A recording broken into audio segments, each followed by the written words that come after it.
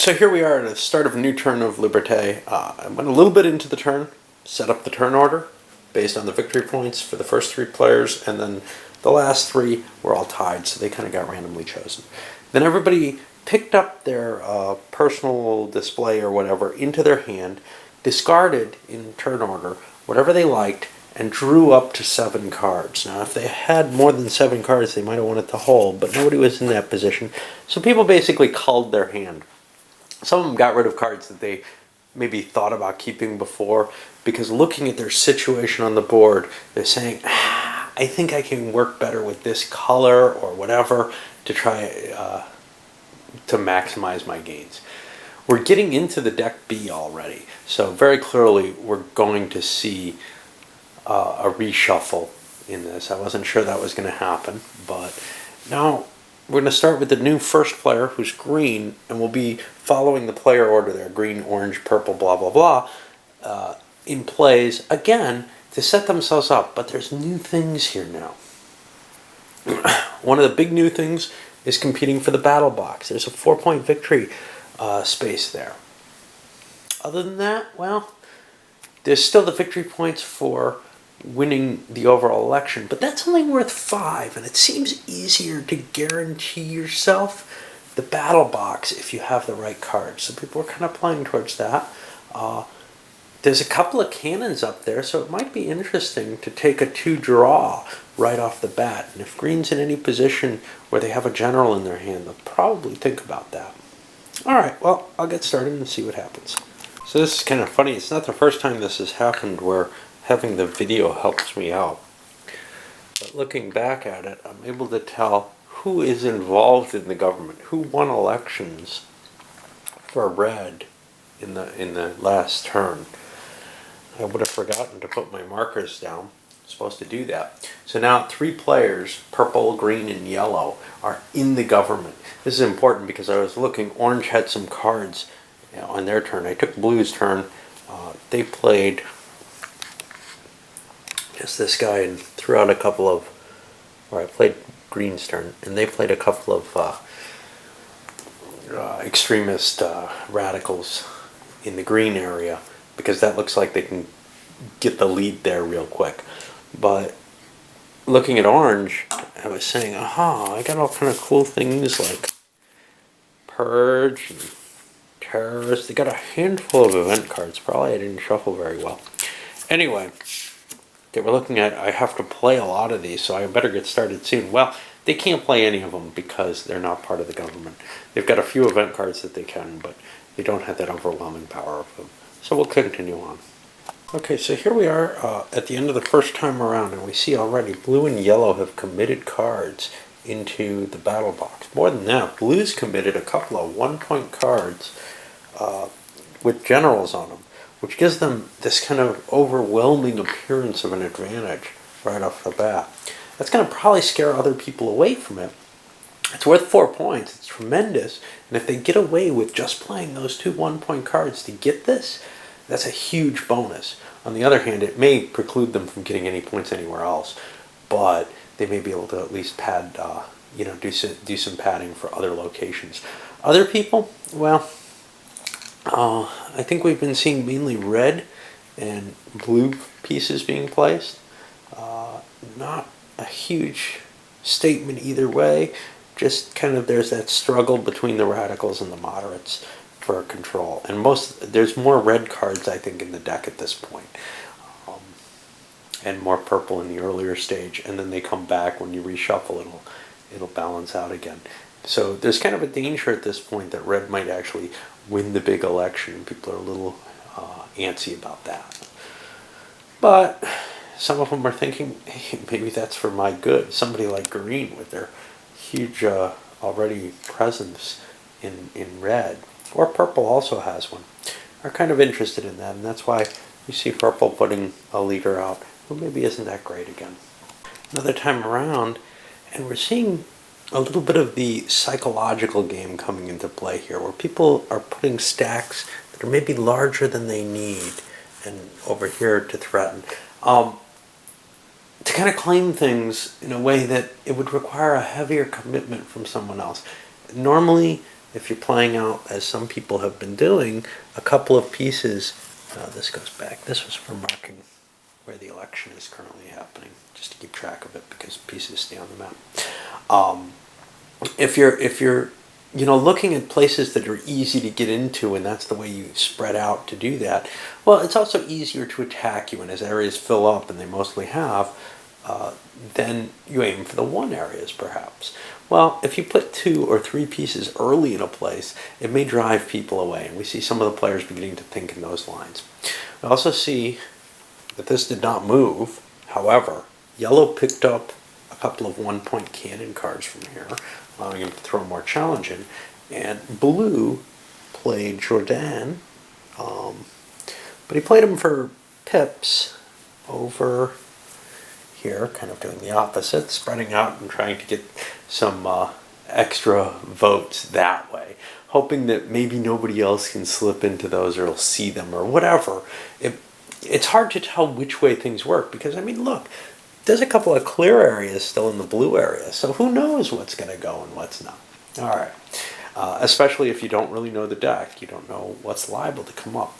Thing to notice, everything up here is now an event type card, and 2 of them require government presence, which means most people just aren't interested in picking them up. The other one's a guillotine, which just kills a person out of the committed display or whatever, and it seems kind of hard to decide to pick one of those at this point. Some of the others, like the Terror, is very powerful because it allows you to remove an entire stack. So some players are going to have this option to pick that up because there is a radical government in place right now.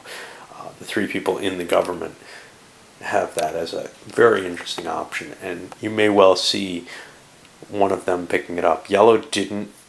It came out on yellow's turn.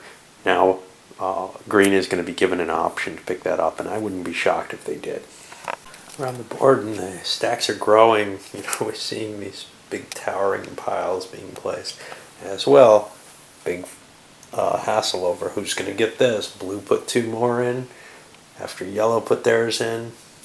It's just growing there, and those generals, they're an impressive thing, but not if yellow ends up having more cannons overall. Well, after, I guess the blue turn, was it? No, it had to be the pink turn. The number of blue blocks was looking frighteningly low. When it got around to green, people have started playing their cards. Green played the first use of the Terror. He did this to eliminate an entire stack that had him outnumbered out here, as well as to kill and remove from the game the first leader, a moderate, is taken out. There's basically this real struggle between the reds and the blues at this point. All right, well, but now with that big stack out of the way, it's less likely that the turn's going to end this time around. Green's okay with that. He has other event cards in his hand, so that's cool. So the playing action round is done, and you can see there's a lot of conflict. Just, at one point it kind of looked like orange with their white presence was actually a real threat, and some people got kind of worried about that. Not a lot. Most of the effort's still been on that red versus blue conflict. A few people have lost their heads here. In fact, Dumereau was killed by the guy who's championing the whites because he wants to win this fight here for who controls the royalists there. There's such a quick pace of turnover of decisions in this game. I really like that. This would be a horrible game if people stopped and thought about it way too much. It's got to be a fast-paced game, I think, to be enjoyable for me at least. Well, now we go to the battle phase, and here we're going to judge the battle. It's pretty clear. Blue has a general. They're the only ones eligible other than yellow, and they have more tokens than yellow. They're going to win that. They get 4 quick victory points off of that. What happens to the battle tokens? I believe they come out. I hope.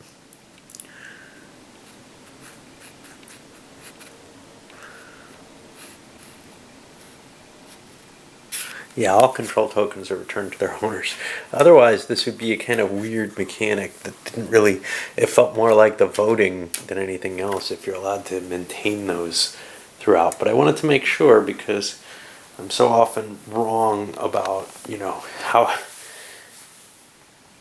a mechanic works when intuition fails me in a game of this nature. Usually with a war game, it's pretty easy to tell what's going to happen, although Liberia was definitely a test of that. Okay, so now we're going to go to the basic election phase, and we're going to process it the same way as before. This time we move the marker out to the number 1 again, and we go through them one at a time. And we can see there, blue is going to win that election, and blue is going to get the blue chit for it. And we'll go through those and come back. Okay, so I wanted to point something out here. The track starts all over again. Everybody clears to 0.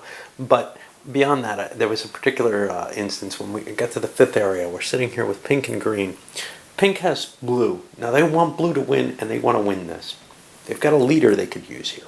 But they see that green has a leader they can only use here. And green doesn't seem very invested in white, which could well mean that green would play for a tie no matter what. This puts pink in an ugly position. If they commit the leader, green is probably going to commit the leader and prevent anyone from winning. All tokens leave there. Horrible. You lose your commitment. If you don't commit, what happens? Well, white may win it if green wants that to happen. But if green doesn't want that to happen, it's still going to be that vacuum. No matter what, I think pink doesn't want to commit this card. And to tell you the truth, white is not going to commit theirs either. All these tokens are going to just go back. And nobody takes this. Oops, not there. All right, onward with the elections. But you can see what kind of, difficult decision making you're faced with in terms of, geez, what does he want there? Does he actually want this? And in this case, what the player who held the powerful card in his hand, well, not the powerful card, but what the one player wanted was a tie there, and he was willing to play for it or not play for it. Either way, he's happy. Well, at the end of the election cycle, once again, red has won. And blue is in second place. Orange is feeling kind of cruddy because they actually played some cards to win a couple of their situations. It wasn't clear, though. There were a lot of ties that were possible, and I don't like counting things. You can see what a lot of those ties did up here. Just wiped out the voting entirely up there, clearing it out completely. And we got some other spaces where tied votes emptied and drained the entire value. All right, well, let's see who's in the lead for red. Blue has grabbed 3. Purple grabbed 4. Purple, well, first of all, red won the election. Purple is going to get the lead value for that, which is 5 points. So they'll be up here. Blue has second place, which is 2 points, putting them up a little bit. And then the second place color is blue, and it looks like blue with blue got that. So they control the opposition too with 3 points. And have jumped to the lead. They'll be going first next turn. That's about all that happens right now. I'm going to wrap this up. People get the chance then to redraw cards, and the turn order gets placed and everything. But it is kind of a disappointment to some of the players. They felt like they had a good commitment on red. Say green. Green felt like they were heavily committed on red. They got nothing out of this. Some of the players in blue, well, they thought they could win with blue. Turns out they couldn't, and the blue player ends up with a first place finish in blue and a second place finish in red, which gave him a lot of points, especially once he got the battle. Now, he's, in a sort of bunny position. Some people have to hunt him, but purple's not doing too badly either. So I think we'll see, a lot of action happening among those in the lead there. Now, some of the players, pink and yellow, just never have gotten any action at all. They just can't get things moving on their side. It's not obvious during the voting you can't completely calculate what's going to happen. Which is why I say this would be a horrible game if people thought too much about it, because if they're trying to make those calculations under those circumstances, and I can see that desire, they would be in a position where they're just sitting there saying, okay, if I do this, then will it gain me that? Will it gain... I think you kind of have to go with your gut, but when you go with your gut, you get situations like this where the orange player was playing some cards that maybe he wanted to keep. Some of these other players definitely played cards they wanted to keep. Green threw away a very good leader that he would have loved to have in his hand and got nothing for it. Blue kind of lucked out. They went for one thing, the army. Figure 4 points, that's pretty good out of a 6-player game. Well, they managed to not only get that 4 points, but to get 5 more for the second place and first place finish on the two top contenders. Interesting situation. Anyway, I'll load this one up and move on to the third turn, where we're going to start seeing the possibility of a counter-revolution. Right now, it's hard to tell who controls what. I don't know how you mark that. Maybe I need to look at the rules a little bit on that, because I'm not sure how you keep track of who wins so many. Controlled by white stacks. How do you determine if something is controlled by white stacks? Each lost. See, this is the problem. Controlled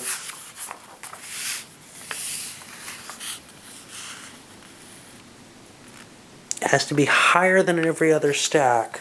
Gotcha. Okay, so that's going to be a tough thing to hit, actually, I think. All right, well, let's see what happens.